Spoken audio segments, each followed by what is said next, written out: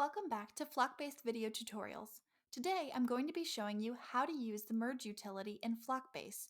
It's fairly straightforward, but you will see a warning in red text on that page, so we thought it might be helpful to put a video up about this feature. For today's video, I've added some duplicate data to our sample database just to show you how it works. Let's start by going to Utilities and then Merge on the main menu.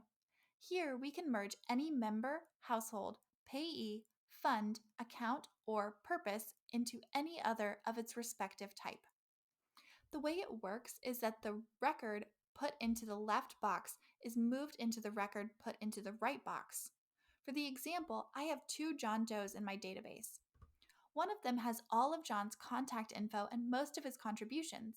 The other was created by accident and only contains a few of the real John's contributions.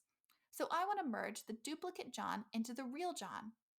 The question at that point is, how do I make sure which is which before merging? Most of the time that won't matter since the records from one still exist, they just now belong to the other. However, this process can never be reversed, so I always differentiate before merging. Let's go to Membership and then Members and then open John Doe. On the one, you can see that there are only a few contributions. This is the one that I don't want to keep, so I'll click Edit and change his first name to X John. I always put an X in front of what I'm merging away, just so that I can keep track.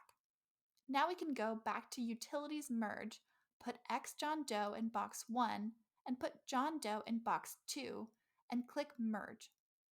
Now there is no more X John in the system, and all of those contributions are now in the correct John Doe record. I've done the same for a payee, X Power Company, and a fund, X Building Fund, just to show those as well. We'll just click on Payees under Members where it's highlighted in the blue-green and merge X Power Company into Power Company.